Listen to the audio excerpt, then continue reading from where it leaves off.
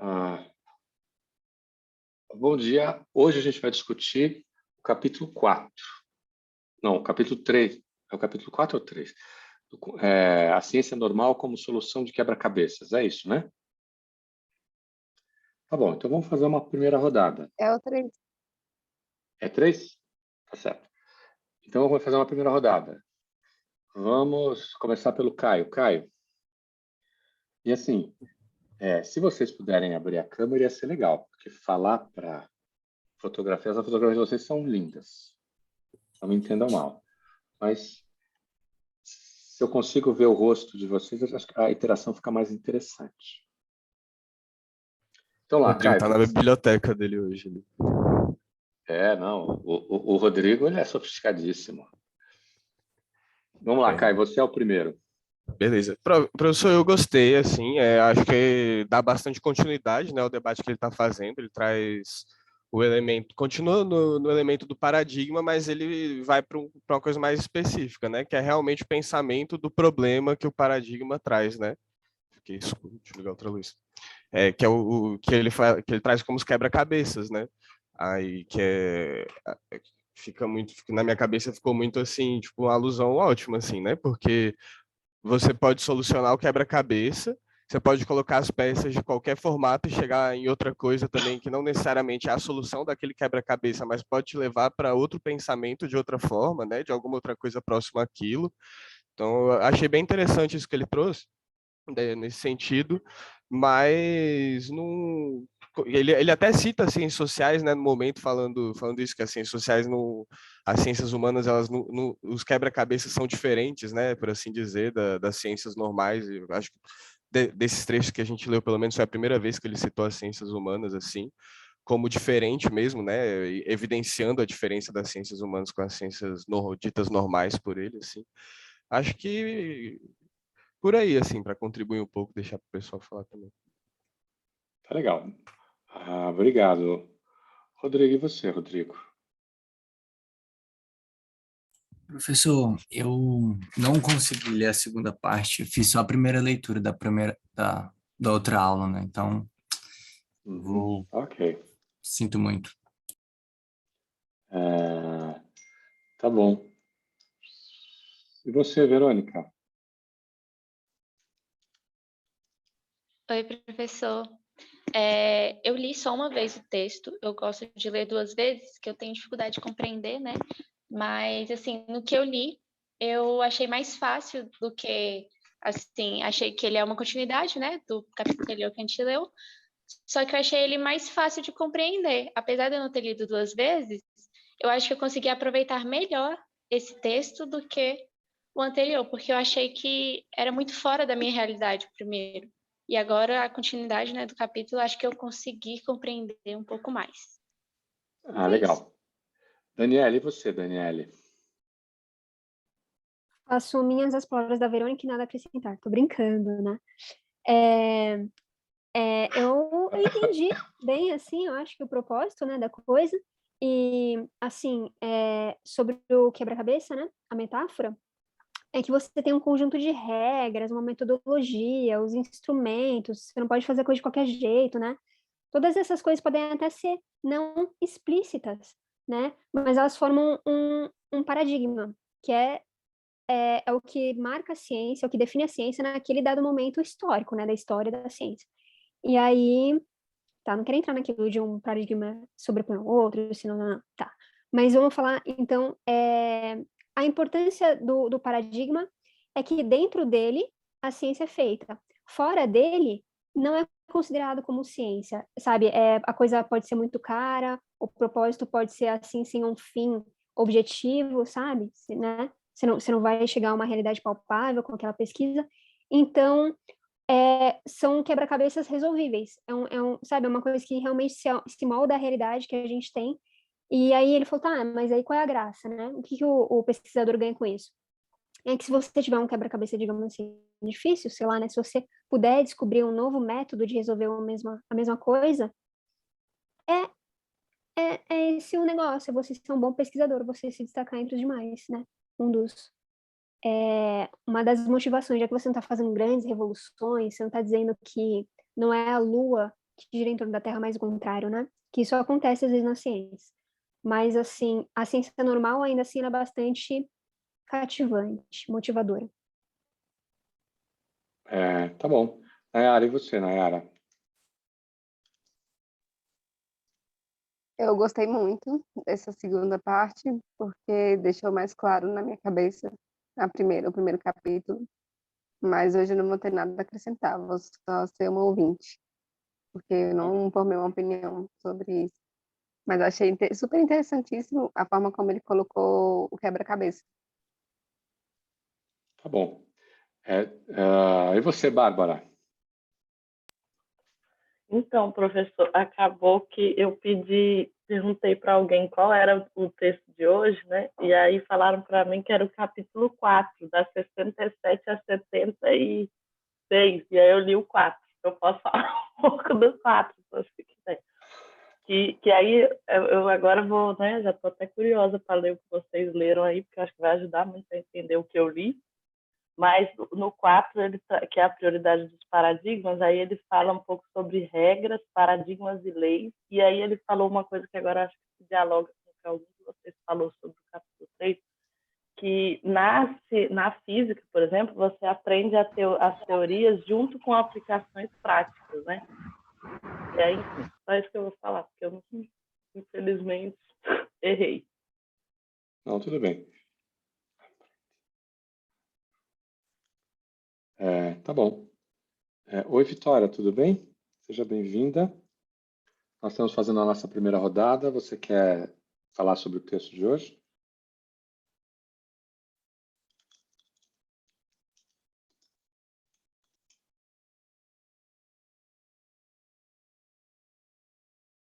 Bom, acho que a Vitória ainda está conectando com o áudio ou foi pegar um café. Tá bom, olha. E aí? O que é o quebra-cabeça?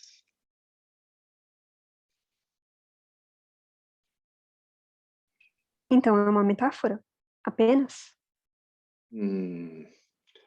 Ok, não pode ser uma metáfora, mas a gente pode classificá-lo como tal. Mas o que ele é? O que caracteriza o quebra-cabeça?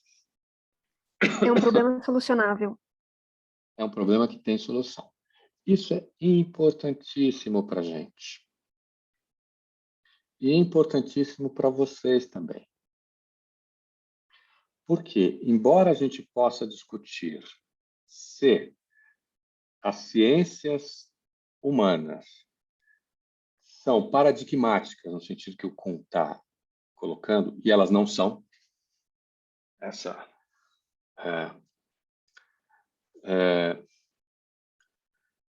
a gente pode também discutir se o tipo de quebra-cabeças que a gente tem nas ciências humanas é o mesmo quebra-cabeça que tem nas ciências exatas. E a resposta é não, de novo. Mas essa ideia de que a ciência só se coloca aquilo que ela consegue resolver, que está por detrás da ideia de quebra-cabeças, é o que eu queria fazer como ponto central da nossa aula de hoje. Professor, eu posso, assim, né? Era para eu fazer um trabalho de metodologia, aí é o seguinte, como eu já tinha pré-pesquisado alguma coisa, eu falei assim, tá, então a solução para isso é que tem bastante corrupção realmente no Brasil quanto ao fundo eleitoral. Isso daí seria a conclusão. A professora escreveu, se você já tem a conclusão, não é uma pesquisa. Você acha que eu estaria, de repente, traçando um novo paradigma para as ciências sociais, de já ter a conclusão antes de terminar a pesquisa ou nada a ver? Não, estou O errada que mesmo. vocês acham? Vamos discutir. O que você acha, Rodrigo? Bom, acho que no geral não, né? Porque você pesquisa para descobrir até não necessariamente a resposta, mas como as coisas se encaminham também, né? Então, por exemplo, no percurso da pesquisa, por mais que você ache que talvez você tenha a resposta, você vai encontrar elementos que pode até ser que não te contradigam, mas que não estavam no seu horizonte de perspectiva, sabe? Então, acho que não, nenhuma pesquisa começa com a resposta já dada, né? Porque senão não teria por que fazer pesquisa. Você só iria, sei lá, colocar cronograma de como as coisas seguiram, etc. Então, não sei, eu acredito que não se faça pesquisa já com a resposta pronta. E aí, o que vocês acham? Bárbara?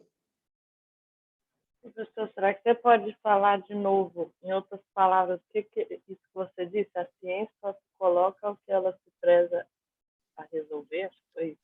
Que ela consegue resolver.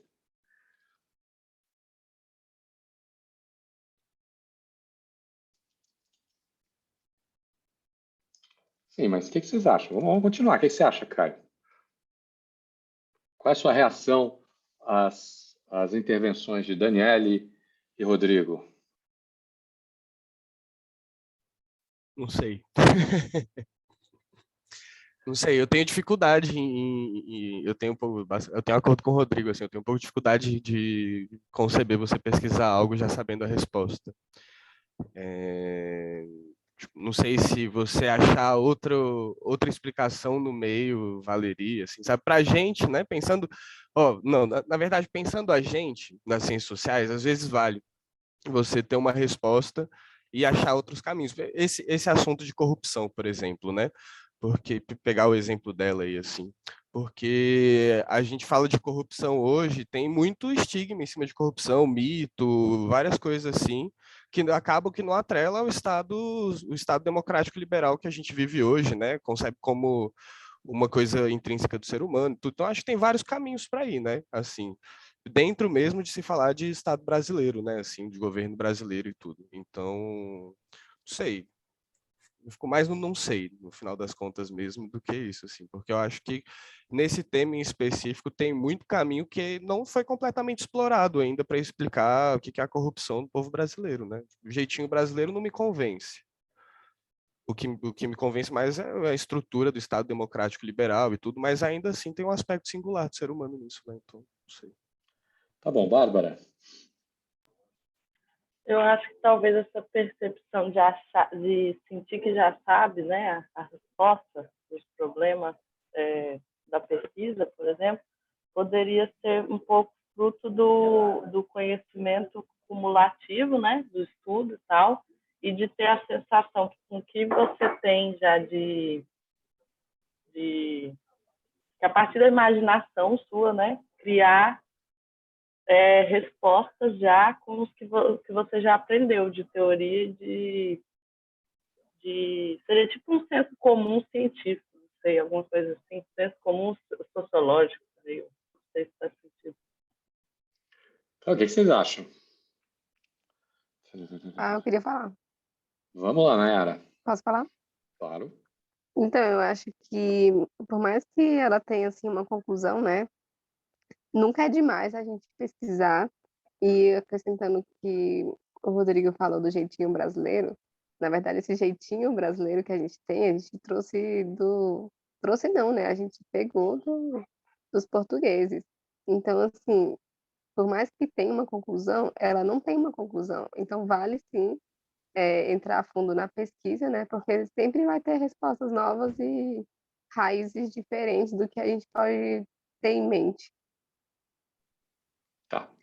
E você, Verônica, o que você acha? Eu, assim, ela falou, né, que ela já tem a resposta, mas eu sinto falta do caminho. Assim, o que leva ela a pensar assim? Será que essa é a única resposta, né? Eu fico pensando que, tá, beleza, na questão da corrupção. O Brasil é corrupto, mas como é que ela seguiu a isso? Eu acho que a gente também tem que ter uma trajetória. E será que essa é realmente a pergunta? Para saber se é realmente a resposta, a gente tem que saber se ela traçou o caminho, né? Pelo menos eu acho. É a minha opinião. Tá bom. E você, Vitória, quer contribuir para a nossa discussão?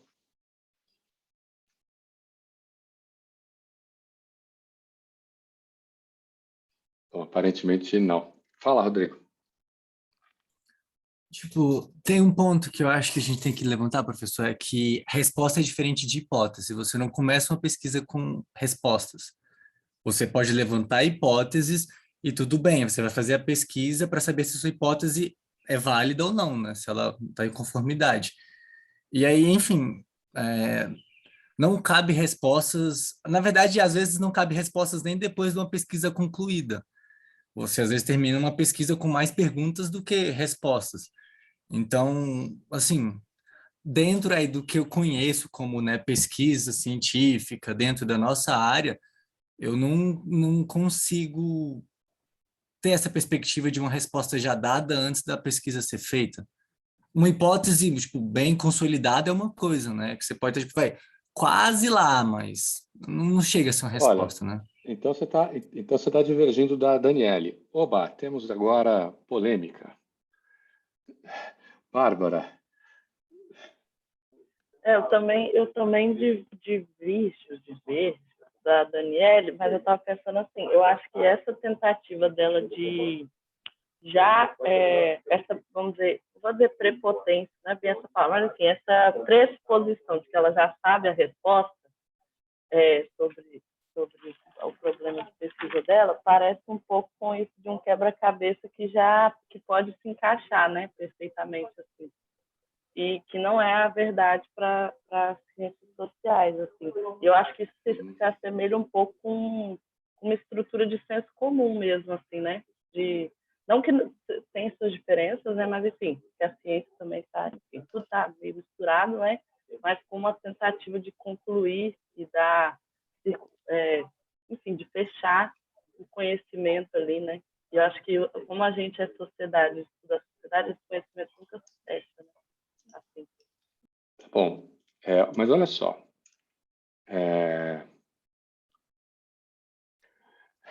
Eu acho. O que você acha, Daniele? Sua reação. Eu concordo mais com a Bárbara, porque, seguindo esse modelo do livro do Kuhn, né, eu tinha um problema que ele era resolvível, era só ver se o fundo eleitoral se ele é eficiente ou não, eficaz, eficiente, etc., né? Se deveria continuar. Aí, por uma pesquisa rápida na internet, tem todos os dados nos sites oficiais, eu consegui ver que o desvio é muito grande, né? É dinheiro pedido para aluguel de imóvel, no próprio site, sei lá, da Globo.com, você encontra a Polícia Federal, descobre desvio. Então, assim, são os que mais pedem o dinheiro, né, isso daí eu vi lá, são os mais ricos, tá? Essas estatísticas já estão trabalhadas no próprio site, só que ninguém olhou. Aí, eu queria saber se o fundo eleitoral se ele é bom ou não, e eu descobri, por conta de todos esses desvios, que ele só favorece os mais ricos, e, na verdade, de forma indireta, sabe?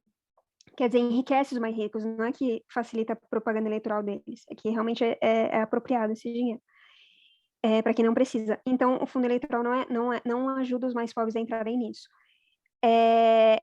Aí eu disse, para a minha pesquisa, a conclusão é essa, que o fundo eleitoral não se adequa. Quer dizer, o quebra-cabeça foi resolvido. Dá para dizer isso na química, a mesma coisa? Eu vou pesquisar como é que os átomos funcionam. Os átomos, eles se combinam entre si. E formando novos elementos químicos. Essa é a minha conclusão. Dá para fazer uma pesquisa assim? Eu acho que toda essa discussão ela está baseada numa confusão.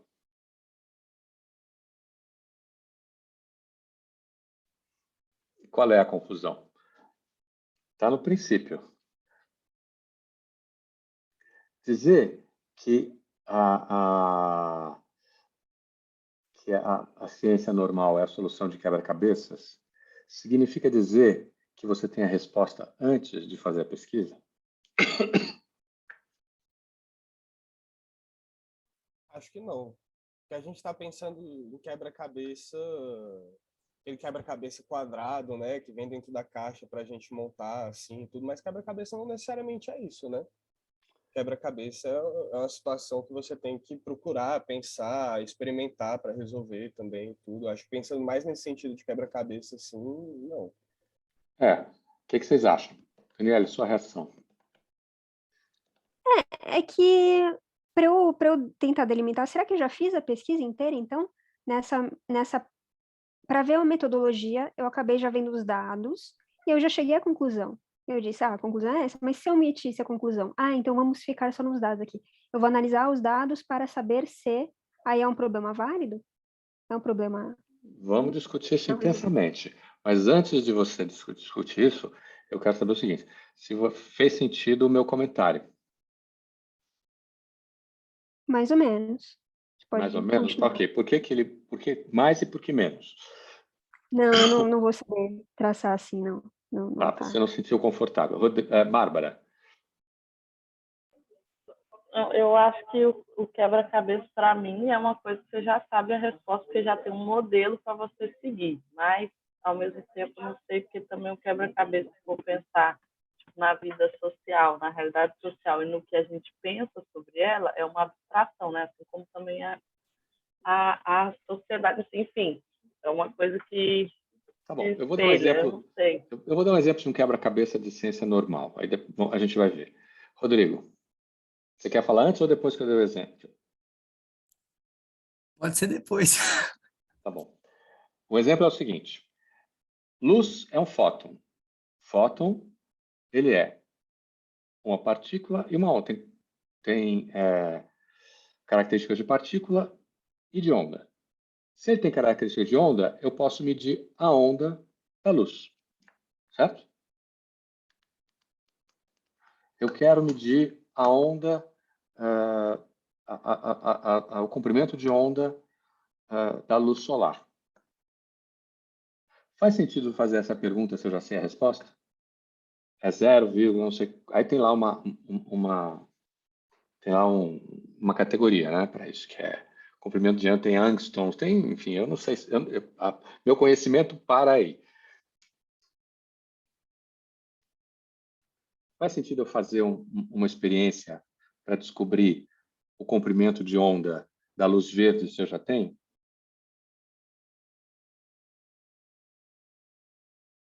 Não. Não, né? Não. Então, eu só vou fazer uma pesquisa se eu não souber qual é o comprimento de onda de uma determinada cor do espectro, por exemplo. Certo? Todo mundo foi até aí? Então, isso é uma solução de quebra-cabeças. Por que é uma solução?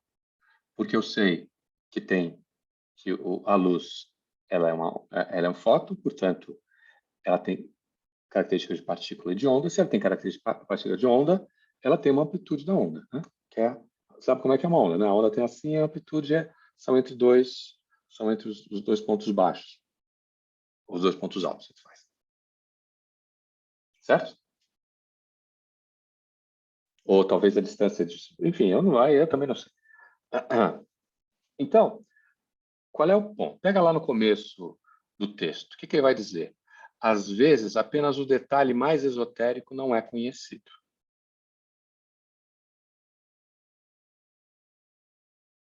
Certo? Então, pega lá o James Webb, como é que é o nome disso? O telescópio James Webb, ok? Tem uma ciência sofisticadíssima por detrás disso. Mas ele vai mostrar, ou seja, e ele só pode ser construído, e você só pode gastar 10 bilhões de dólares, se você tem certeza na ciência que está ali por detrás, nos paradigmas que estão por detrás dele. Todo mundo concorda? E ele, como ele vai agir? Eu acho que ele, no espectro de ondas, no infravermelho, que é um espectro diferente, depois a gente pode até... Eu estou muito fascinado com esse telescópio, como vocês estão percebendo, né? Mas a gente pode até, de repente, ver o vídeo dele.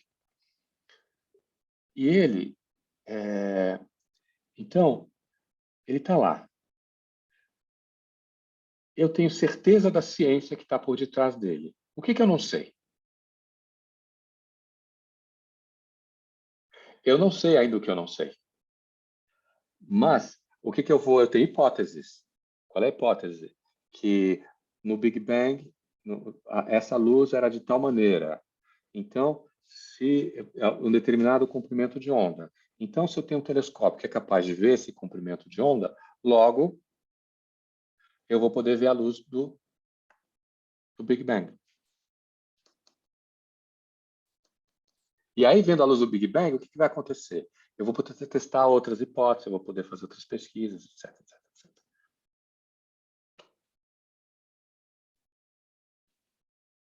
Que vão me propor outros quebra-cabeças. Que, inclusive, talvez eu hoje não tenha, né?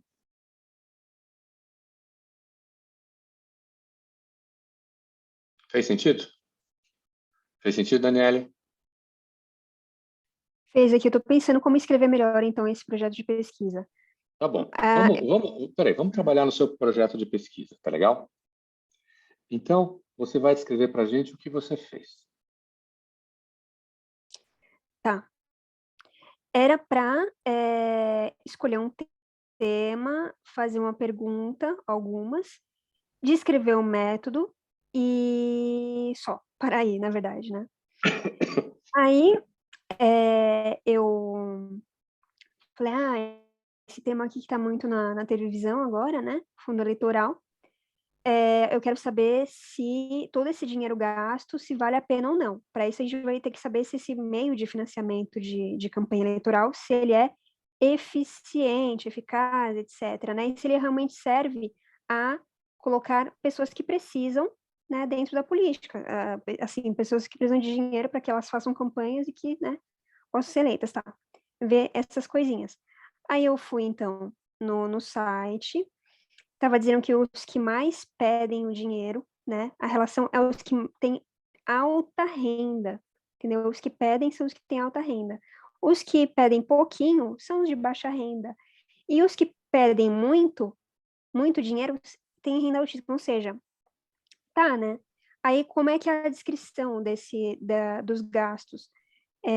Muito é de aluguel de casa, sabe? Muito é de, sei lá, também outros, sabe? Eles colocam assim, não definido, outros. Às vezes tá até em branco, eles não são obrigados a responder, sei lá. Tem uns negócios assim. E também muito é repasse de dinheiro para outros companheiros do partido, entendeu? Para outras campanhas, financiamento de outras campanhas. Tá bom. Tá bom. Vamos partir daí, tá bom? Ok. Uhum. Comentários da pesquisa de Daniele. Vamos lá. Rodrigo. Bom, com você falando, Daniel, eu fiquei pensando em algumas coisas. Assim, primeiro, na sua pesquisa, as suas fontes eram quais? Porque, enfim, é um assunto que está em voga de fato, está sendo muito comentado, mas, por exemplo, existe a lei própria para o fundo eleitoral, né? E aí, por exemplo, posso estar errado, mas estou fazendo um comentário a partir disso, né? Também não sei a resposta, só comentando. Por exemplo, existe uma definição para quanto cada indivíduo que se, né, predispõe a participar de uma campanha pode ganhar. Os valores são relativos, eu acho que ao cargo que você concorre e não necessariamente a pessoa, tanto que tem um limite para cada, né? E aí, além disso, a pessoa pode gastar do bolso. E aí é uma desvantagem, né? Porque, enfim, quem tem mais dinheiro vai gastar mais, eu acho. Aí eu acho que entra uma outra problemática dentro da pesquisa que está atravessando ela, que é uma questão de cota eleitoral. Assim, quanto de mulher tem que participar ou participa, quanto de pessoas negras tem que participar ou participam. Então, aí eu acho que, por exemplo, esse é um outro fator que vai muito mais na questão da desigualdade, se você quiser considerar a desigualdade como uma forma de corrupção, eu acho que é super válido, do que, de fato, quanto é gasto. Porque, se eu não me engano, tem limitação de gastos para todos, né? Independente de quem seja. E aí vai para uma questão privada, né? Quanto cada um tem de dinheiro, ok. E, enfim, pensando também a analogia da questão do quadro, né? Do quebra-cabeças, por exemplo, eu acho que você tem uma imagem já, que é, sei lá, a fotinha do quebra-cabeças que você já sabe como ele vai ficar. Então, por exemplo, a sua pergunta seria se é eficiente e eficaz. Você já tem uma resposta mais ou menos ali, porque a fotinha te dá. Mas o que eu acho que, por exemplo, é importante e faz parte da pesquisa é você ir encaixando, localizando, identificando e encaixando as peças. Que, por exemplo, entra um pouco nisso que eu estou falando, do tipo, existe a lei? Como é que ela define isso? Como é que se aplica, por exemplo, quem são os indivíduos que de fato participam disso? E, enfim, algo mais ou menos assim. Eu acho que eu entendi, gostei do que você comentou, e uma coisa que eu não estava querendo entrar é, tá bom, o fundo eleitoral não é a melhor forma de fazer esse financiamento, porque tem muito desvio, muita corrupção, muita gente pega quantias enormes, sabe, você falou de coisa definida, né? Eu gostei dessa ideia, tipo, um dinheiro limitado, mas o que eu vi lá é que não, sabe, são quantias absurdas, eu já não lembro mais, mas tudo bem. Aí, Daniele, peraí, um oi. instantinho. Antes de você reagir, vamos ver o que o resto das pessoas têm a dizer sobre se tem mais alguém que tem algum comentário. Aí você reage tudo junto. Que tal? Pode ser? Sim. Tá legal.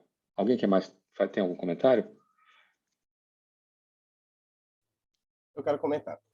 Então vai lá. Eu gostei do teu tema, Daniel. Eu acho que assim, dá para tirar muita coisa. Mas eu queria te perguntar uma coisa primeiro, porque tem duas fontes. Eu vou tá gravando aí, mas não tem problema não. Vou apresentar um pouco para vocês minha vida política também, assim, né? Que eu sou secretário de Juventude do PSOL hoje. E eu, sabe, vivendo muito isso, né? Assim, então é um tema muito interessante para mim.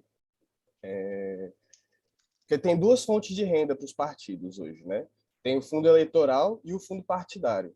O fundo partidário é distribuído pelos partidos em todos os anos para a subsistência dos partidos que têm representação legislativa, e o fundo eleitoral entra nos anos eleitorais, mas para os partidos também, distribuídos de acordo com 2%, se eu não me engano, distribuído igualmente para todos os partidos, e aí você começa a dividir mais parte do dinheiro para os partidos que têm mais representação legislativa local, legislativa federal e executiva, né? Então, primeiro eu queria te perguntar isso, assim, de bate-pronto, assim, em cima do fundo eleitoral, né? Tipo, do fundo para 2022, por exemplo, agora que os partidos vão receber a partir de agosto, se não me engano. Isso era aquele que estava sendo votado, que era uma quantidade absurda de dinheiro. Aí o Bolsonaro tinha que dizer se era integral que ia dar o dinheiro ou se não ia dar dinheiro nenhum, porque não dava para dar parcialmente, entendeu? Aí eu falei, interessante esse tema. Tá. Massa. Uhum. Mas, Não. só para falar o que eu acho disso, professor, é porque eu acho que o plano de fundo dessa problemática é para além da corrupção. É para como esse dinheiro é dividido entre os partidos políticos. Porque a forma hoje, como está a lei, ela dá dinheiro para os partidos que já são hegemonizados na política brasileira e deixa sem dinheiro os partidos que precisariam de dinheiro para entrar na política brasileira para ter expressividade, né?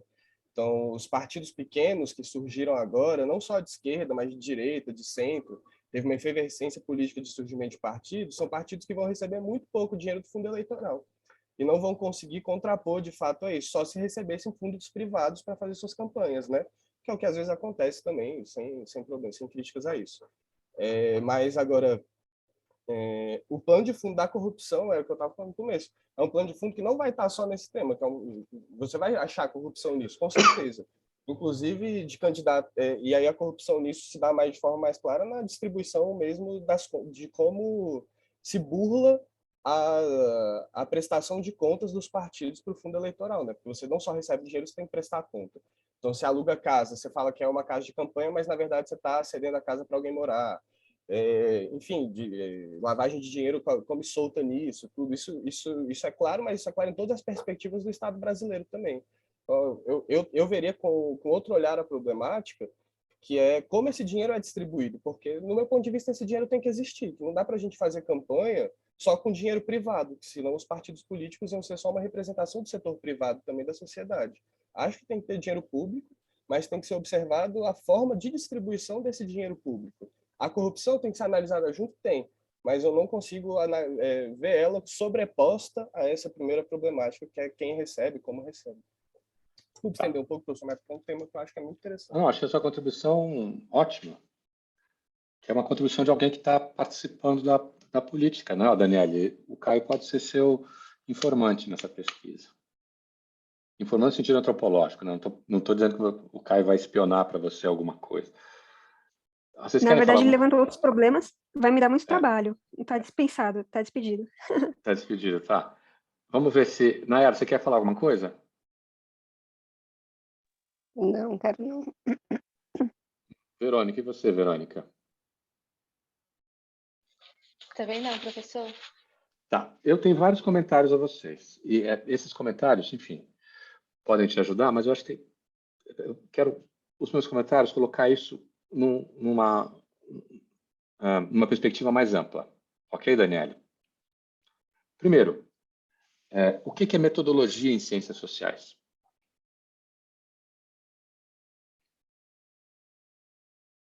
Aqui, desculpa, cortou. Você pode repetir a pergunta? Que é a O que é metodologia? metodologia em ciências sociais?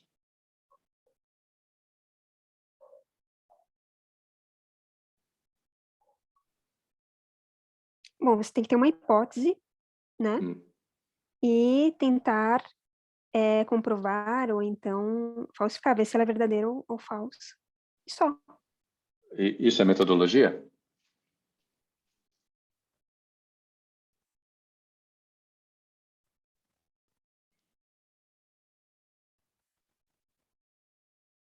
Você Isso está é importante. perguntando para todo mundo? Estou perguntando para todo mundo. Ah, tá.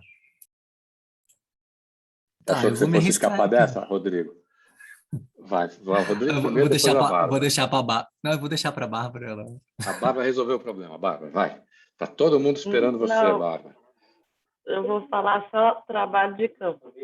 Pronto, eu sei. Ok, tá. E você, Rodrigo, então agora você está no sal, Rodrigo.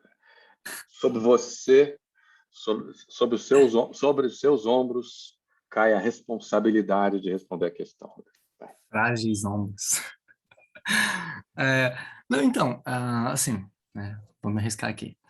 Então, a metodologia dentro das ciências sociais são os meios como você vai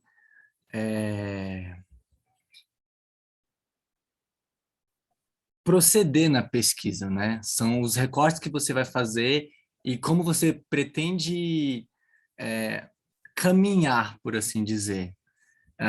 Sei lá, são as ferramentas que você anexa no seu trabalho, né, para conseguir algumas respostas, se é que você Tudo vai bem. conseguir. Me dá um exemplo. Bom, sei lá, um formulário é uma metodologia, né? Formulário, Você ok. O que vai. mais? A gente vai para pesquisa de campo, né? Etnografia, a gente vai para a participação. Ok, a pesquisa participante. A Bárbara quer te dar uma ajuda. Vamos lá, Bárbara. A metodologia é descrever como que você chega, como que você fez o que você fez. Ok. Sim e não. Não, isso não é metodologia. E essa é a grande diferença, é uma das grandes diferenças entre ciências exatas e ciências humanas. Na ciência exata, a teoria está dada pelo paradigma. Então, portanto, a pesquisa, ela não está nas ciências exatas, ela não está reformulando a teoria, ou ela está aplicando a teoria. Então, para eles, método é técnica. Ok? Todo mundo foi até aí? Ou seja, técnica, eu vou utilizar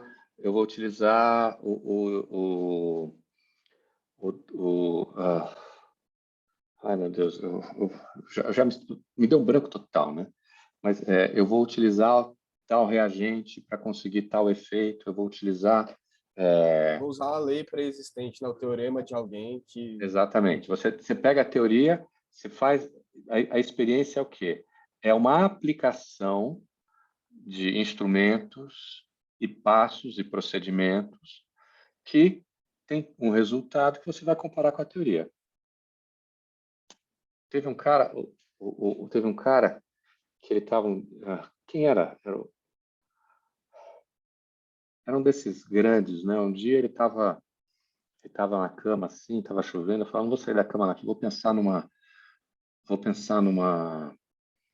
experiência para mostrar que esse pessoal da física quântica está todo errado. Aí ele faz a experiência e comprova, não consegue refutar. Aí ele ganhou o prêmio Nobel da física, porque ele resolveu ficar em casa. Nas ciências humanas não funciona assim. Por quê?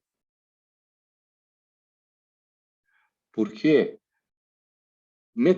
você, na hora que você vai falar alguma coisa, você também tem que explicitar qual é a teoria que você está utilizando para olhar o seu objeto. essa teoria não está dada, é consensual, de forma que eu não preciso falar dela. Não, eu tenho que explicar o que eu vou fazer. Então, voltando a Daniele. Fez sentido até agora, Daniele? Sim, está fazendo. Então a primeira coisa que eu diria é, você utilizou um monte de termos que eu não sei o que eles significam. Por exemplo, eficiência e eficácia. O que isso significa?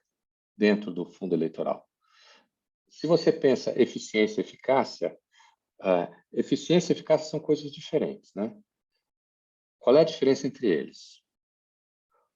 A antropologia vai falar em eficácia. Por exemplo, eficácia simbólica. Vamos dizer assim, o símbolo não é bem assim, né? Que a coisa tem uma teoria complexa por detrás disso. Mas, por exemplo, você faz um ritual. Esse ritual ele tem eles são ações, tem um começo, meio e fim, está lidando com sagrados, e ele tem uma eficácia no seguinte sentido: ele tem desdobramentos. Vou dar um exemplo. Você casa um casal na igreja. Ele é eficaz? Sim. Por quê? Porque você casou? mudou. Hã? Não entendi.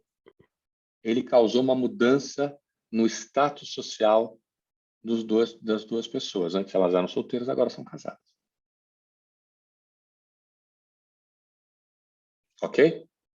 Quando você fala eficiência, aí você tá falando de outra coisa. Você está falando da relação meios e fins. Portanto, da racionalidade. O que significa algo eficiente?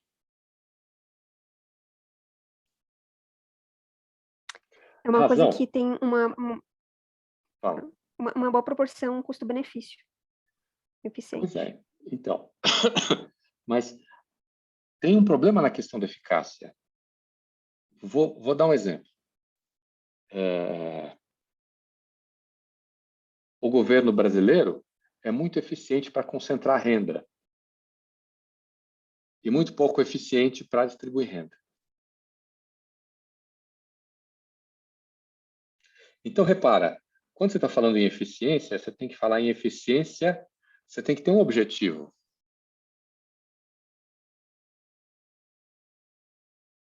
Que objetivo é esse? Então, maximizar os ganhos, não? Mas na ganhos de quê? eficácia também, não? Não, eficácia depende. Você pode falar, aí que tá, vamos dizer assim, o nosso campo. Você pode falar assim, olha, eu vou entender eficiência como eficácia como a mesma coisa. Ou você pode definir de maneiras diferentes, não tem problema. Mas essa é apenas um exemplo. Aí você tem outra coisa aí por detrás. É eficaz para o quê?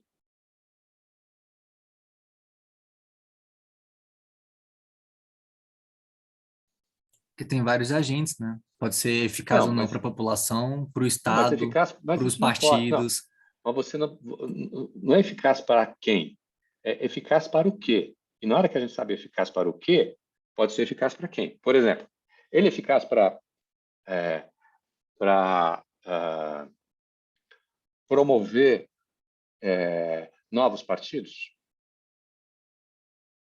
Então, posso colocar Não. mais um problema aqui? Estou até pensando em compartilhar um documento que eu tinha lido, né, como bibliografia, pesquisa bibliográfica. É o seguinte, naquele documento estava dizendo que o fundo eleitoral surgiu como uma ótima ideia, estava ótimo, mas ele foi sendo cortado por aquelas emendas, sabe? E não sobrou nada. Então, esse de não sobrou nada, agora a coisa está sendo muito eficaz para desvio de dinheiro e corrupção, concentração de renda, entendeu? Não, eu sei, mas, Daniela, você já... Sim, mesmo. Outra coisa, o que é corrupção? Corrupção é uma das coisas mais difíceis de definir, principalmente no Brasil. Vou dar um exemplo. Pega a definição da ONU, por exemplo. Tem lá não é um tratado. Tem uma convenção internacional contra a corrupção, que na verdade é quase uma repetição da convenção latino-americana, não latino-americana, né, americana sobre a corrupção. Não tem nenhuma definição que seja corrupção. Podem pegar lá. O que você vai encontrar é falar assim, olha, que a corrupção é um problema e tal. E aí tem algumas coisas que são que precisam, que os estados precisam prevenir para evitar a corrupção. Tem lá,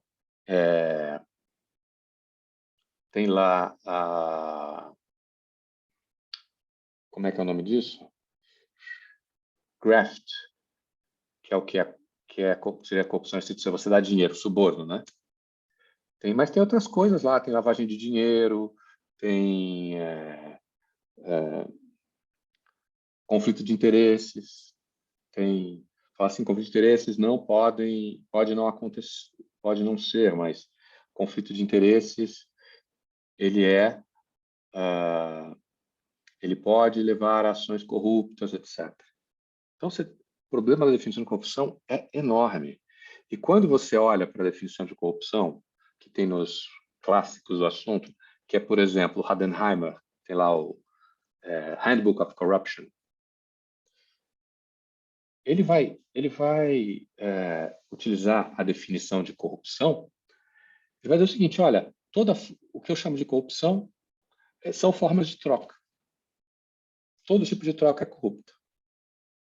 Todo o meu trabalho no Congresso Nacional é para mostrar que a troca tem um papel importante na construção de maiorias políticas. E a troca como dádiva, não a troca como troca de dinheiro. E mais, o Caio aqui não vai me deixar mentir. A política é pensada no Brasil como relações de troca.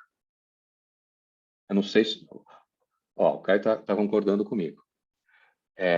E a troca por dinheiro é Professor, só considerada... a título de exemplo, as articulações históricas que foram feitas nos governos do PT, por exemplo.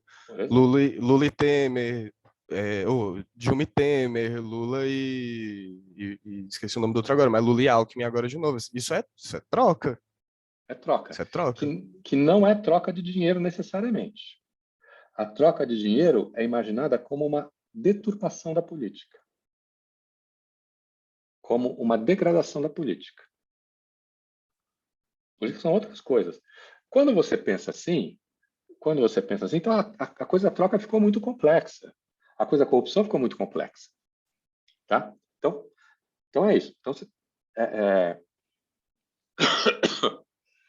tá bom? Depois, tem uma outra questão aí, que é a questão da democracia. Que quem citou foi o Caio e o Rodrigo também citou falou um pouco disso. Os dois falaram. Ok, está lá no Caio falando assim, mas isso é importante para a democracia. Por quê? É importante para a democracia dar espaços para partidos pequenos? É importante para a democracia, vamos dizer assim, aumentar, estabelecer cotas eleitorais de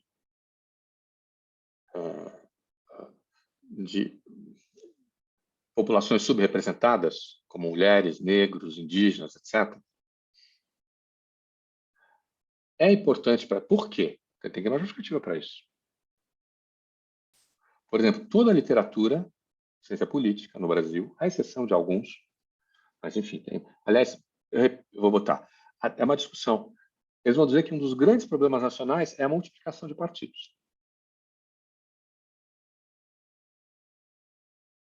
Então, a gente tem que incentivar. Porque Congresso funciona à base da construção de maiorias. Quanto mais partidos tem, mais complicado fica a construir maioria.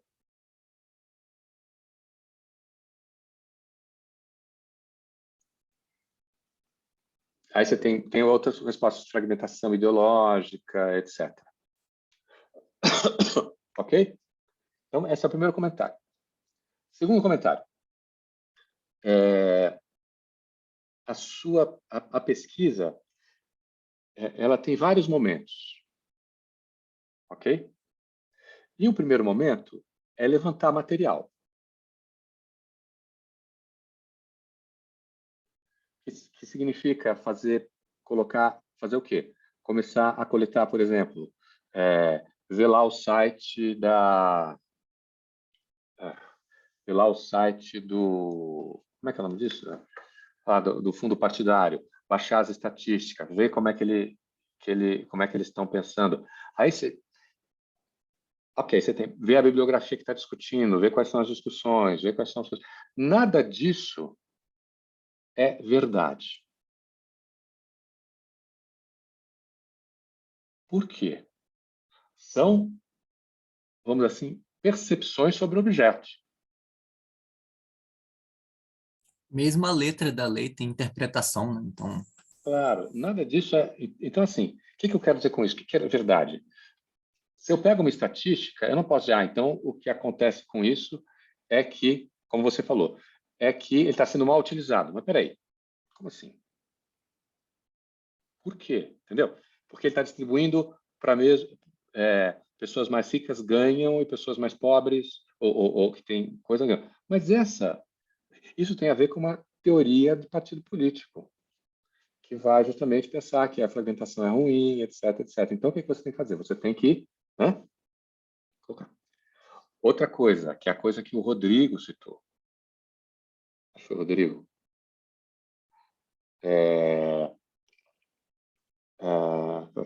Você tem uma norma jurídica, que nesse caso é absolutamente central para a coisa.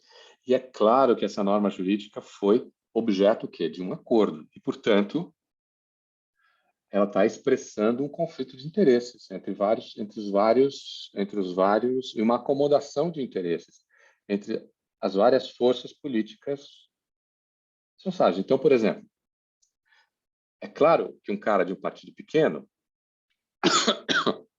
vai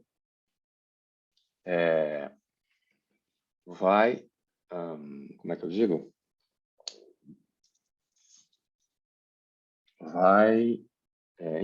Vai lutar para ter mais dinheiro para os partidos pequenos. Por que o partido é pequeno? Porque ele quer crescer. Então, ele vai ter um argumento para isso. Vai ter uma justificativa. Essa justificativa vai dizer assim, olha, é importante para a democracia que a gente tem coisas subrepresentadas, então nós precisamos de mais representação, os partidos grandes não ajudam a representação. Aí você tem lá um monte vai fazer um discurso. Esse discurso pode ser mais ou menos articulado, a gente não sabe. Agora, vocês imaginam uma situação na qual ele está discutindo isso e ele vai dizer pro outro, falar assim, olha, não, você tem razão, o seu argumento é melhor que o meu, então eu acho que realmente a gente tem que reduzir o dinheiro dado para partidos pequenos. Você acha que isso é possível?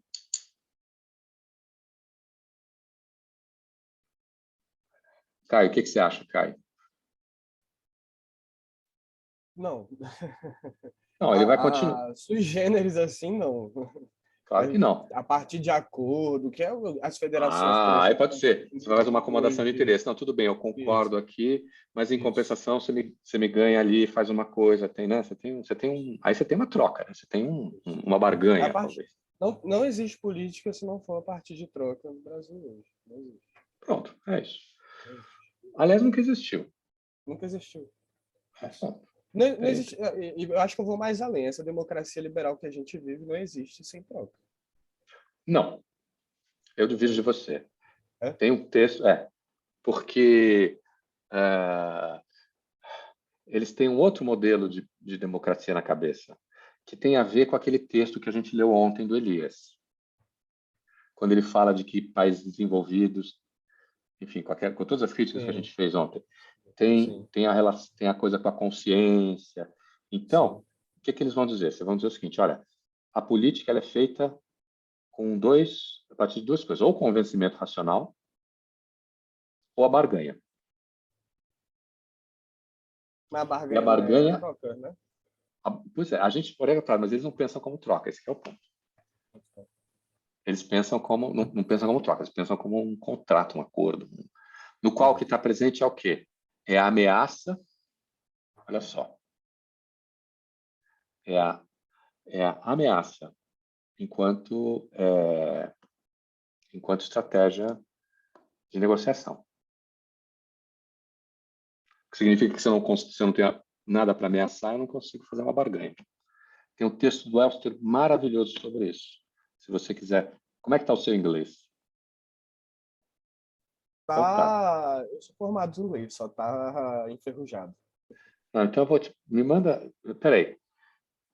Mais tarde, você me lembra, eu ponho aqui o texto do Elster. Bárbara. Vocês podem botar esses dois textos aí, esse novo e o outro lá no grupo, por favor? Qual texto? O nome, esse que você estava comentando agora, o nome do autor eu esqueci, que você escreveu, Elias.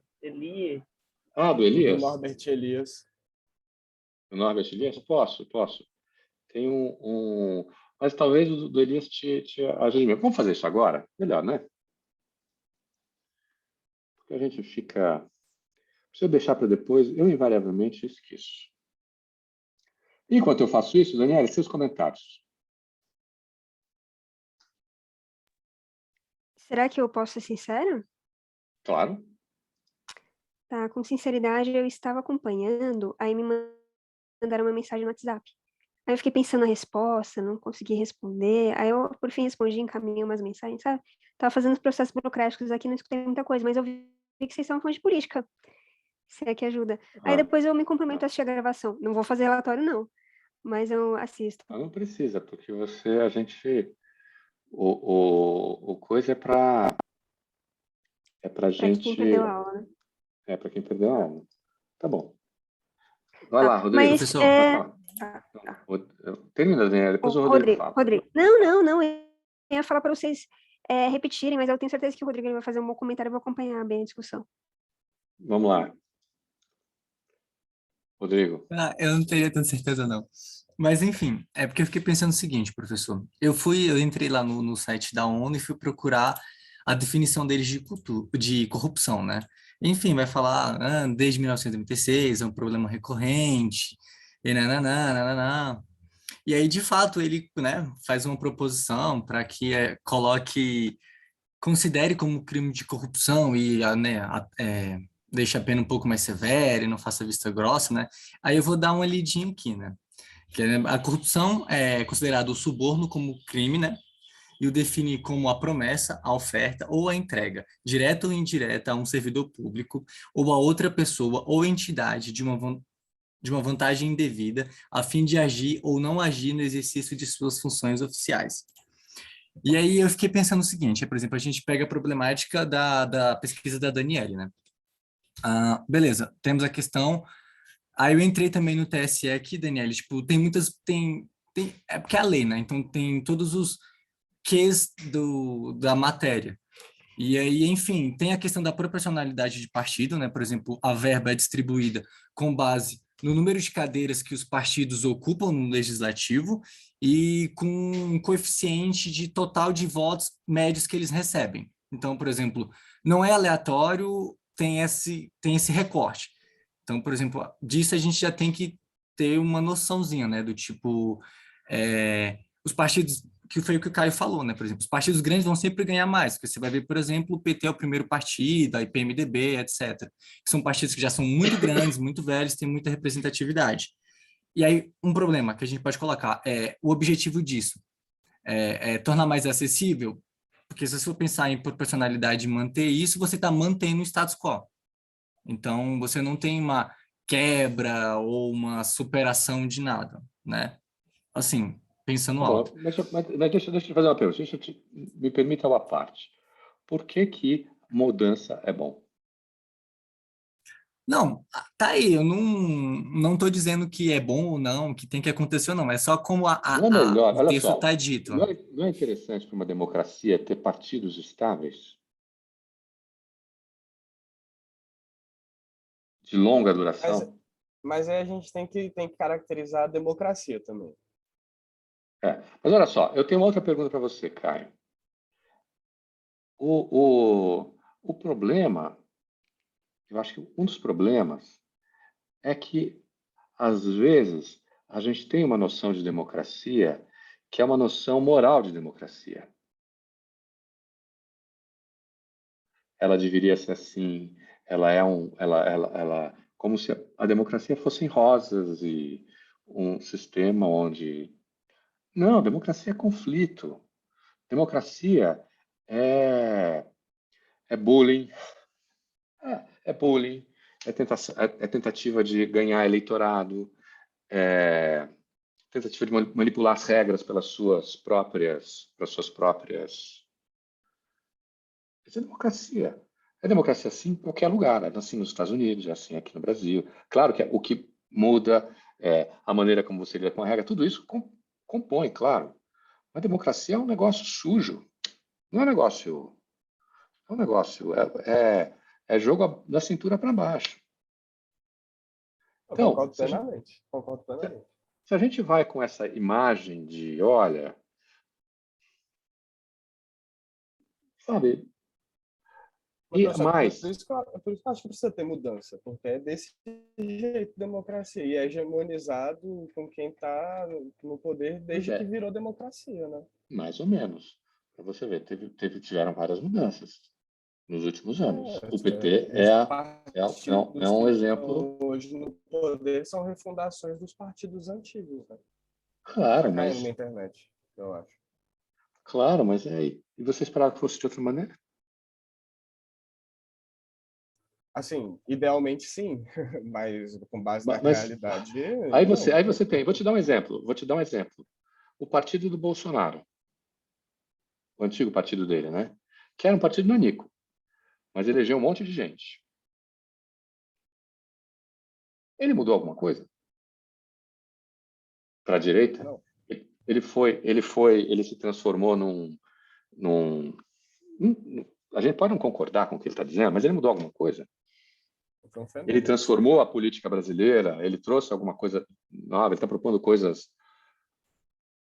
Ele Ou ele, escancarou, na verdade, muito das coisas ruins que tinham já na política. ou ele não se transformou Não é num nada partido novo. como os outros. Então, assim, tem dimensões desse problema que tem a ver com o Brasil. Olha, eu tenho uma hipótese que é que o nosso Congresso ele é um espelho da nossa sociedade. A gente não gosta muito do que a gente vê. Então, por isso, a gente tem todas essas. É difícil se olhar no espelho. Assim, eu sou lindo e você olha no espelho e vê você está gordo, careca, né? Com a pele está caindo, você já não tem. É difícil, né? E aí você olha e é aquela coisa, é a representação do Brasil. O Brasil ele é conservador, ele é um país de pessoas, vamos dizer assim, de muito pouca cultura no sentido de estudo. Ele não é um país que tem como tem os alemães, por exemplo, onde a discussão, o debate racional é super importante, faz parte da sociabilidade. Não, nosso país é outra coisa. Faz Big Brother. Não adianta você multiplicar os partidos, os partidos quaisquer, se a base de representação continua sendo a mesma. E você vai encontrar. Então, por exemplo, a esquerda ela tem tamanho nesse país. E ponto. Não adianta, você não vai conseguir. Pode mudar um pouquinho, mas o tamanho dela é mais ou menos, eu acho que é mais ou menos em torno de 25%, 30%. É isso. Qualquer partido de esquerda, para poder governar no país, tem que fazer associação com o centro. Não tem jeito. Por quê? Porque é um país de centro. Bom, enfim, eu talvez esteja sendo muito polêmico para vocês, não sei. Eu gosto. Essa discussão, mas vamos voltar à nossa questão, vai? Deixa eu fazer meu comentário sobre política, minha opinião. É que o Brasil sofreu vários reveses, mas vamos pegar, assim, isso é normal na vida pessoal de todo mundo, né? Todo mundo tem reveses. E o Brasil teve esses, né? Agora, não estou relativizando, tá? Não é isso que eu quero dizer que é normal, que outros países também tiveram. E aí, o Brasil, no contexto da América Latina, sofreu com aqueles golpes militares, né? Que estava tendo uma onda de esquerda muito, politicamente, assim, muito coerente, sabe? Muito esperançosa. E tinha um futuro, né? O Salvador Allende e no Brasil o João Goulart, né? Assim por diante, sabe? Eu acho que enfim, sofremos muito, né? E aí o Brasil perdeu sua capacidade crítica porque foi impedido. Minha mãe tem medo da ditadura até hoje, ela dá um sorrisinho assim quando eu pergunto as coisas pra ela, enquanto ela vai. Daniele, isso Eu já não... faz... Eu concordo com você, você tem razão. Houve, isso é problemático, a ditadura é um problema, tem várias coisas aí que eu concordo. Mas isso aconteceu, a ditadura acabou em 80 e alguma coisa. De lá para cá, já são, de 88 para cá, já são o quê? Quantos anos de 88 para cá? Não, foi com a anistia, né? A anistia foi quando? 75? Não, foi 78. Aí foi um período de transição. Começou no governo, com o governo que ia ser o Tancredo Neves, aí foi lá o Sarney. Foi um governo péssimo, mas enfim. Horrível, A mas gente tem 34 anos de Constituição. 34 anos. Poxa, nesses 34 anos muita coisa mudou. É claro que algumas coisas continuam, tem influência e tal, mas os nossos problemas são os problemas de hoje. Não estou advogando para a gente esquecer o passado, mas se a gente for voltar lá na pólvora, entendeu, Daniel?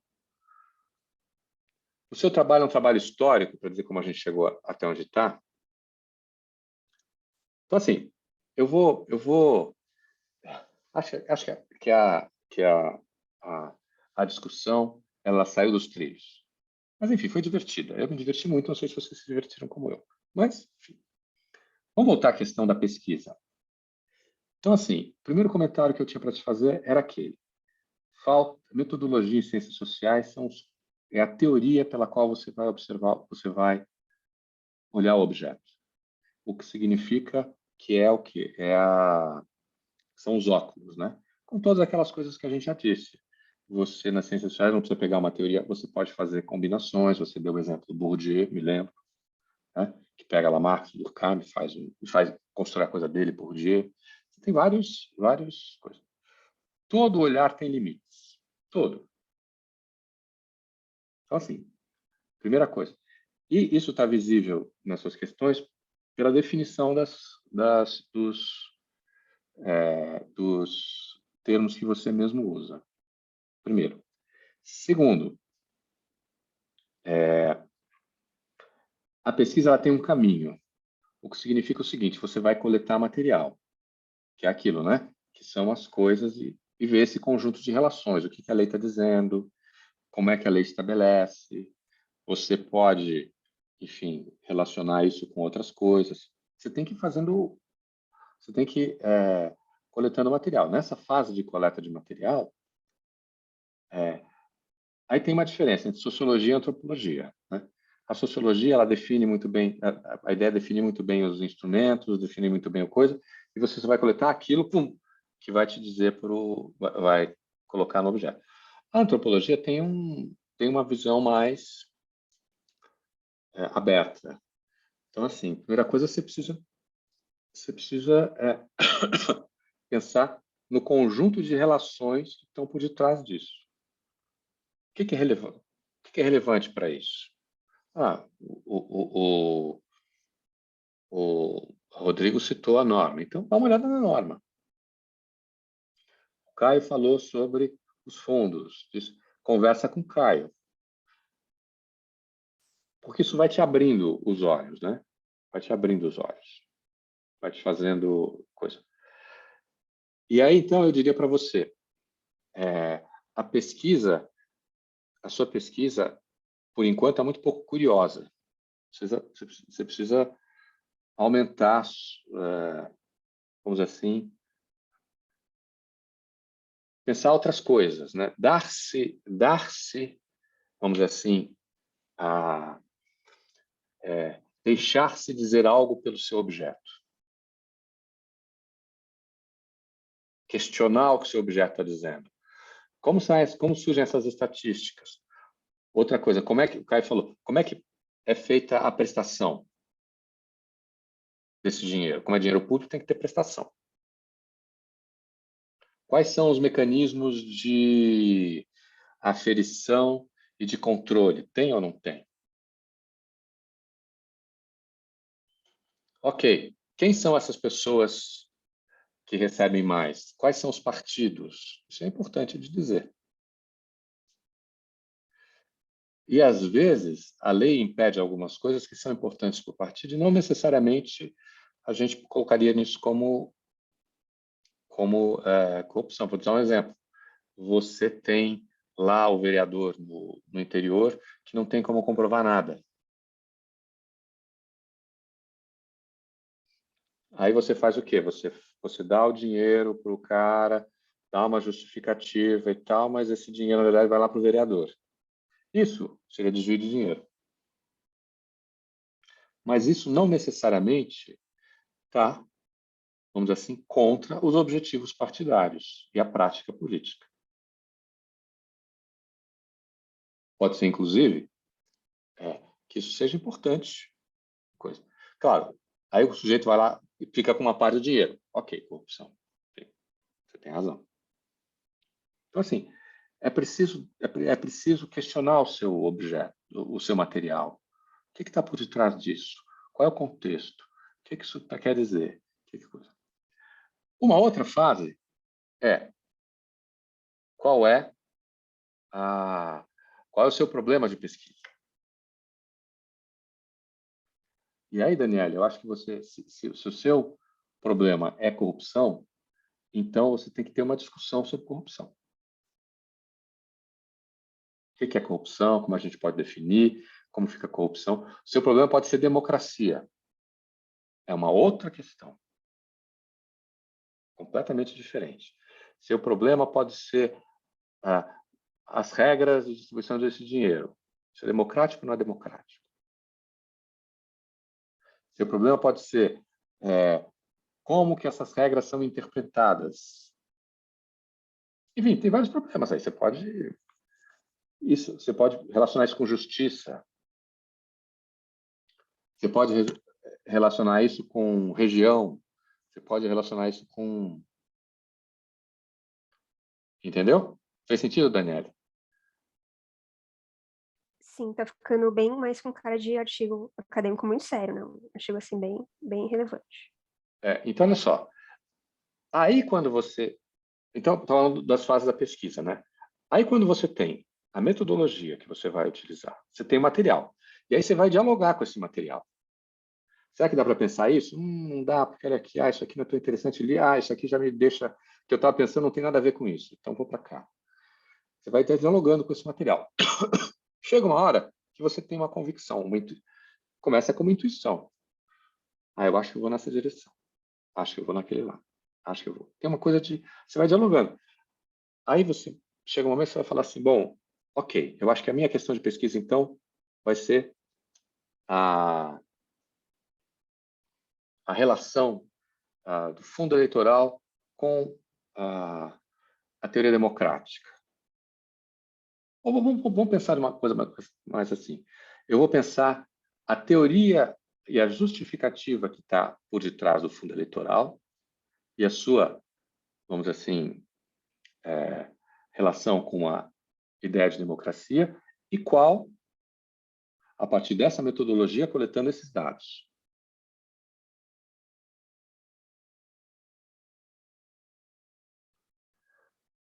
Agora, por que isso é um quebra-cabeças? Porque o seu dado, a sua teoria, estabeleceu o dado que você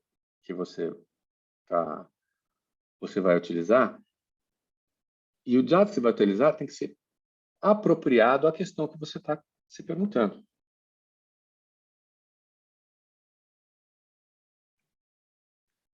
Então, assim, define democracia e define corrupção. Aí usa os dados do fundo eleitoral e chega à conclusão se está mais para Você não sabe corrupção qual é ou a para conclusão. democracia.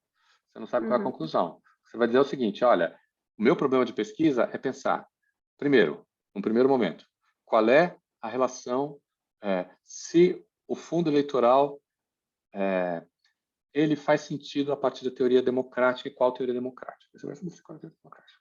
Ok? Dentro disso, estou mais interessada também em saber a questão da corrupção dentro do fundo eleitoral. se isso está ou não associado à teoria democrática, se isso é uma inevitabilidade dessa teoria, e como é que, ou se isso tem a ver com deturpações, tem a ver com... Aí você vai ter que definir tudo isso. Aí você vai a uma outra fase. Qual é o material que eu tenho que colher para chegar a essa conclusão? Eu preciso pegar as estatísticas, eu preciso perceber qual é a relação com a norma, eu tenho que discutir com as pessoas para saber como esse fundo está sendo administrado dentro dos partidos. Eu vou ler a bibliografia secundária para perceber quais são as coisas e tal. Desse material, aí você vai ter que recolher todo esse material, e a partir desse material você vai pensá-lo a partir do quê? Das suas questões. Democracia e corrupção. A sua opinião quanto a você como... Você estudou direito, né? Enfim, se eu chegasse, fizesse uma pesquisa jornalística, fosse lá dentro da casinha do partido, oi, aqui é que funciona o escritório de sei lá quem? Não, aqui moro eu e não sei o que lá. A gente é parente, não sei o que. Tal. Aí tá, descobri a corrupção. Você acha que é caso de cadeia? Eu tenho que levar isso pra polícia? Merece cadeia? Assim, descobrir que ele roubou 7 mil ou Daniele, 50 mil ou 100 mil. Daniele, qual é o seu... Primeiro é o seguinte, você vai botar a sua vida em risco. Parte da política no Brasil se faz a bala. Não é, Caio? Estou certo ou estou errado?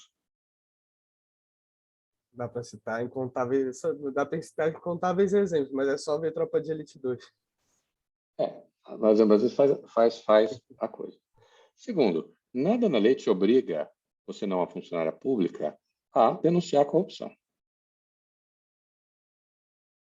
Se você exerce um cargo público, eu não sei se você exerce. Você exerce, Daniele? Não, ainda. Ok. Então, se você exerce um cargo público que tem o coisa como financiamento, aí você tem que ver na sua instituição como funciona, enfim, tem um monte de... Depois, não adianta você ir em um lugar.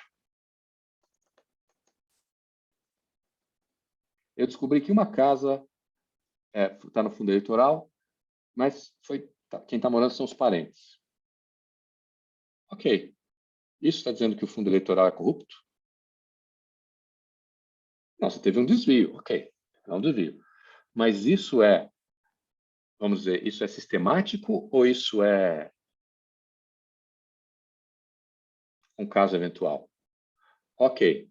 Quantos por cento do fundo está nessa história? Fez sentido? Sim. Ou seja, nada é muito... O problema é que as situações são complicadas. Então, em que sentido é um quebra-cabeças? É esse. Você estabelece uma teoria pela qual você vai ver o objeto. A partir dessa teoria, você estabelece um problema de pesquisa. A partir do problema de pesquisa, o problema tem que ser compatível com a teoria que você está usando. Então, eu não posso te dizer... eu não posso dizer assim, falar assim, olha, eu vou usar Marx para examinar a angústia das meninas de classe média em relação ao seu próprio corpo. Por que não?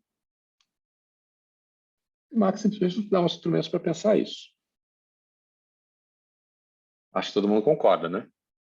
Tem que utilizar outras coisas. E tem várias pessoas que já discutiram esse assunto, que podem, inclusive, ter uma pegada marxista. Tudo bem. Então, a pergunta tem que ser compatível com o seu coisa. E os dados têm que ser possíveis. E não apenas possíveis, mas eles têm que eles têm que ser, vamos dizer assim, você tem que fazer uma crítica aos seus dados. Então, por exemplo, matéria de jornal. O que a matéria de jornal diz?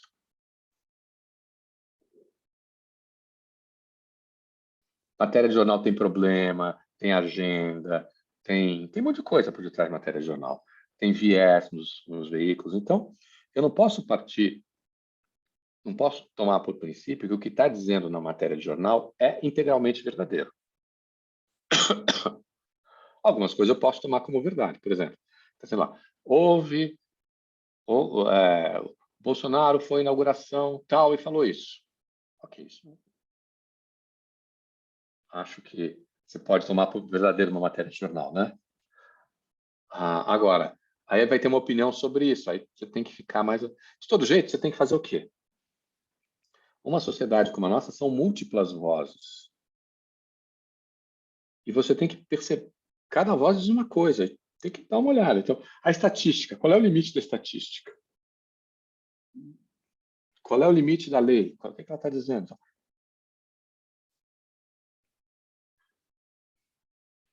Aí tem problemas banais, por exemplo. Você vai falar, aí eu quero saber se a lei é seguida ou não é seguida. Esse problema é banal, você não concorda? Eu só vou ter uma resposta, sim ou não. E óbvio, do princípio que ela não é seguida direito. Né? Afinal de contas, estamos no Brasil. A gente parte desse pressuposto. Então, voltando à sua questão inicial. Dizer que o fundo partidário, se ele é corrupto ou não é corrupto, isso também, de novo,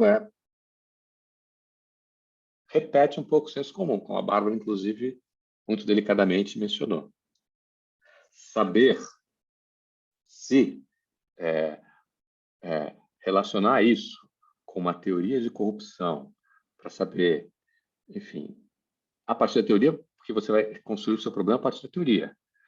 Se isso você pode chamar de corrupção, por exemplo, aí já parece, do meu ponto de vista, fica muito mais interessante.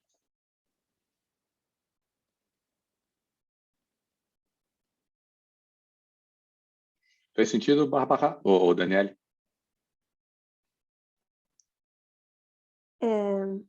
Eu acho que eu tenho um problema aqui no meu áudio. Você pode repetir a última frase? Juro.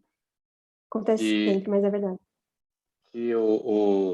Se você se perguntar se o fundo partidário é corrupto ou não é corrupto, isso é banal. Porque todos nós estamos dispostos a aceitar que ele seja, né? De princípio. Dizer se criticar ou mostrar em que sentido eu posso dizer que há desvio de dinheiro, por exemplo. Em que sentido eu posso dizer que não? Ou eu posso achar que isso, apesar de ser um desvio, é justificável do ponto de vista de uma teoria democrática, passa a ser muito mais interessante. Assim, eu tenho minha própria opinião sobre isso, né, baseado principalmente naquele artiguinho que estava dizendo que o fundo eleitoral é uma coisa interessante, sofreu vários cortes, ele ficou muito liberal geral, e aí é isso, está servindo, ou seja, o fundo eleitoral não está servindo à democracia, está servindo à corrupção, ele em Mas si, isso, sabe, perdoe esse eu faria a mesma pergunta, eu faria a mesma crítica que a sua professora fez. Eu nem conheço. Eu diria para você já tem a resposta. Por que você está fazendo a pesquisa? Não, aí eu jogo o pano, não sei. Tem que partir para outro tema? Que esse daí já está resolvido? Não, eu acho que o problema não está no tema, o problema está na pergunta que você está fazendo e na convicção que você tem de que você está correta.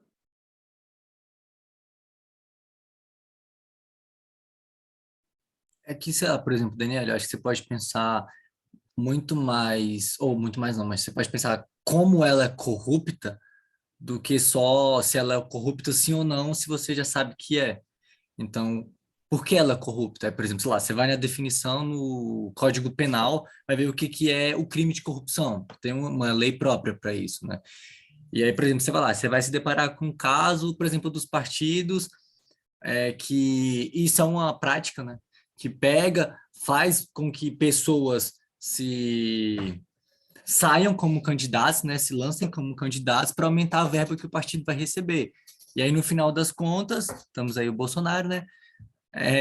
Eles pegam esse dinheiro dessas pessoas que supostamente são candidatos, mas na verdade não são. Eles estão ali só para aumentar a quantidade de verba que o partido vai receber relacionada a isso. Aí, por exemplo, de que forma isso se relaciona com corrupção? Dentro da definição legal de que é corrupção, isso está previsto? Se está previsto, então beleza, é crime eleitoral. Se não está previsto, por que não está previsto? Então, tipo, eu acho que tem muitos caminhos. O seu tema é muito rico, porque é isso. Tem muita opção. Só que perguntar se é corrupto ou não, se é eficiente, eficaz ou não, ainda mais quando você já, né, tem leituras que te indicam que sim, Você está fazendo uma pesquisa para meio que, sei lá, responder, amaciar seu ego, por assim dizer. Do tipo, eu sei que sim, eu só quero que me digam que sim, ou que eu encontre o sim. Mas você tem, tipo, muita opção. Bom, você quer falar alguma coisa? Eu tenho uma pergunta. Eu não sei, é uma pergunta um pouco louca, não sei se faz muito sentido, mas está na minha cabeça. Quando você fala isso de crítica aos seus dados, né? Por exemplo, eu estou fazendo um PIBIC e aí a gente vai analisar questionários que já foram elaborados por outras pessoas, né? E a resposta desse questionário. E aí eu fiquei pensando, quando você fala essa crítica, seria explicar as limitações. O que é exatamente isso? É explicar as limitações, por exemplo, do questionário, ou é elaborar hipóteses de interpretação que aquele questionário pode levar, por exemplo, se fosse um jornal? O que é exatamente? Pode falar bem. Deixa eu só fechar a discussão até agora, tá bom? Daniele, olha, eu achei que a aula de hoje foi sensacional por causa do seu exemplo. Ok? E, assim, eu acho que nada disso é uma crítica, está desmerecendo e tal. A gente está conversando aqui abertamente sobre essas questões. Espero que você não tenha ficado incomodada com a nossa discussão. Não, só assim, ainda bem que eu não estou com a intenção de levar para frente essa pesquisa, porque as soluções seriam muito trabalhosas, sabe? Seria levar a sério Uma pesquisa dá fazer mais trabalho, perguntas, Daniele. uma coisa além de mim. Uhum. Mas o seu problema não é levar a sério essa pesquisa e fazer à frente. O seu problema é estabelecer uma coisa de pesquisa. E assim, Daniele, olha, não dá para ter uma convicção formada só por um artigo. A gente tem que criticar aquilo que a gente lê. Isso aqui se aplica? Como se aplica? Isso tem... que eu vou voltar à questão. Então, vou fechar esse assunto. Tá pronto, acabou. Bárbara, questionário. Crítica do questionário é o seguinte. Primeiro, a mais geral, qual é o limite de um questionário aberto ou fechado? Ou semi-aberto? Tem questões abertas e fechadas. Tá bom. Como ele foi aplicado? Foi enviado para os alunos responderem depois de assistir uma aula que tratava do tema de um podcast. Não, peraí. Eu me distraí. Eu me distraí. Daniel, deixa eu te falar mais uma coisa. Eu te mandei aqui um texto meu sobre corrupção no grupo. Chama-se Corrupção, Relação Pessoal e Prática Política, que está discutindo justamente a política no Brasil. Então, se você se interessar, enfim, se alguém mais se interessar também, por favor, Vou dar uma eu olhadinha. sei. Tá. Então, olha só. Voltando. Repete aí de novo. Barbara. Você conhece o poema do Jacques Prévert? Não. Rappelle-toi, Barbara. Nous sommes... je te vis ravi, ruisselante. Eu vou te mandar o poema aqui. Vou mandar o poema aqui para vocês no Barbara. Rappelle-toi, Barbara. É um poema super legal. Mas fala, Bárbara, estou te ouvindo. Então, o questionário foi enviado para os alunos responderem depois de ter assistido uma aula em que eles tinham usado como material da aula um podcast. O questionário é para responder o que eles acharam desse podcast, de ter ouvido o podcast para a aula, etc. Questões abertas e fechadas. Tá. Pergunta é o seguinte. Primeira pergunta. Quais são... A primeira pergunta que eu faria é o seguinte. Quais são os... quantos alunos responderam? Não sei te dizer agora, exatamente, Tudo mas bem. acho que uns 30. Sim. Uns 30 de quantos? Também não vou saber dizer exatamente. Tá. Isso significa o seguinte. De cara, você não pode usar estatística. Estatística só funciona para números maior que 100. É uma coisa. Segundo,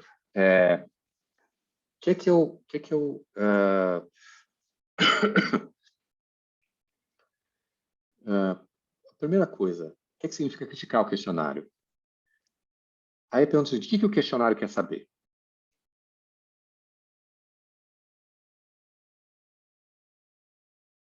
É para eu responder? A primeira pergunta, o que o questionário quer saber?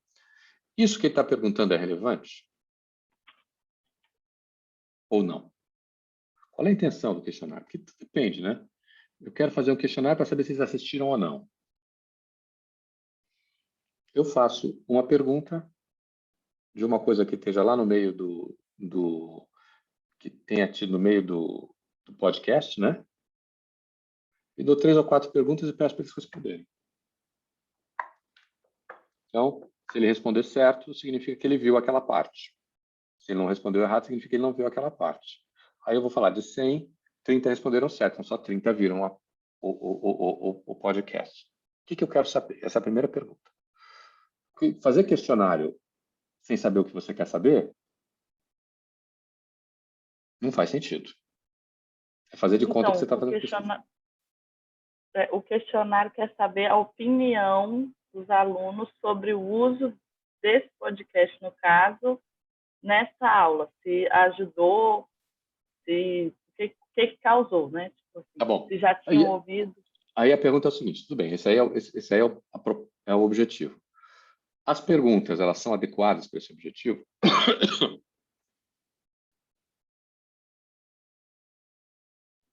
Aí isso eu teria que escrever, por exemplo, no meu trabalho, a pergunta é adequada. Como que mas é o que você tem que se perguntar, foi a pergunta. Uhum. É o que você tem que, quando você está, é o seu diálogo com o questionário. Essa pergunta faz sentido? O que está faltando aqui? Qual é o contexto de sala de aula? Esse podcast foi feito numa aula virtual, provavelmente. Ou não, foi numa aula. Essas pessoas conversam? Não. Uma estratégia, por exemplo, uma estratégia comum em questionários é você fazer a seguinte pergunta. Ao invés de você falar assim, o que você acha? Você fala assim, qual é a opinião dos seus colegas?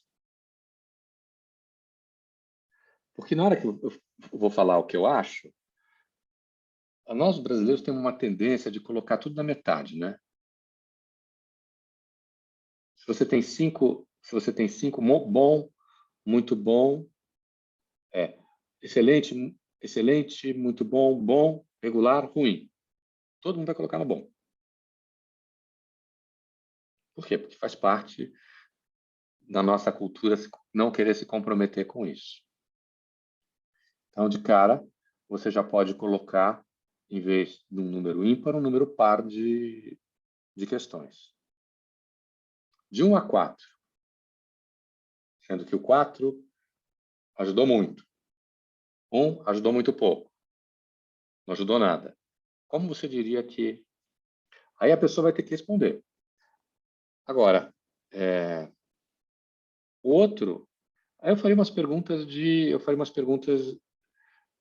então, o contexto, né? Mas ajudar, o que significa ajudar nesse caso? Ajudou porque passou o tempo.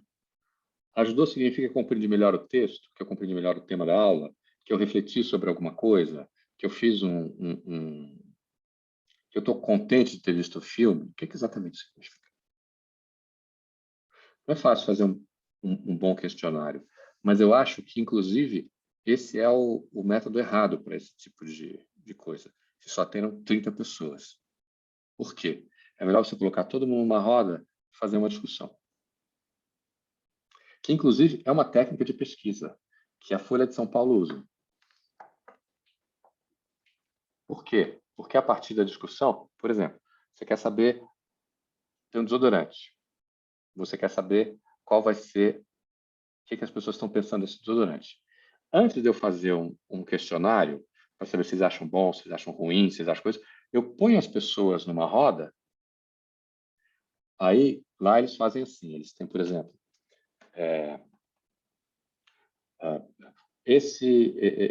eu faço uma coisa estatística, eu falo assim, olha, o público-alvo é esse, é composto de tais coisas. Então, se é composto de tais segmentos, eu vou ter representantes desses segmentos todos. Ok? E aí, o que eu faço? Você põe todo mundo num círculo, tem pessoas que são especialistas nisso, e vão mediar a discussão. Mas aí, o que você acha do desodorante? Eu acho que ele é um desodorante feminino para usar. Eu sou um machão, então, portanto, para mim não funciona. Não, mas eu acho que... Percebe? O cheiro não é bom, porque o cheiro é um cheiro feminino. Então, eu não gosto. A embalagem me deixa... Parece que é um... Não, essa aqui a embalagem não funciona. Olha, esse coisa é ótimo para você usar em tal situação, mas você não pode, se você for sair com o seu namorado, você não pode fazer. Entendeu? A partir do que surge ali, você constrói o questionário. Diga. Então, aí, além dos questionários, teve algumas pessoas que responderam, a professora enviou perguntas e pediu para as pessoas gravarem um áudio falando o que elas acharam. Aí, o que eu acho agora, pensando sobre o áudio? Porque eu tenho que ouvir esses áudios e transcrever parte para compor o que vai ser usado, né, na minha pesquisa. Que ficou muito difícil, porque talvez se tivesse feito uma discussão ao vivo, assim, eu sinto que tem uma repetição nos áudios, sabe? Ao mesmo tempo que tem uma individualização dos comentários das pessoas. Realmente, se tivesse sido uma coisa mais orgânica, assim, uma discussão mais... Seria até mais fácil para mim, como pesquisadora, Agora, você pode fazer avaliar. o seguinte, posso dar uma sugestão? Dá uma olhada nas coisas, pega as mais interessantes, é uma reunião com 5 pessoas pelo Zoom. Pergunta se essas pessoas estão disponíveis, convida, para ver o que elas vão dizer. A partir do material que você já coletou, né?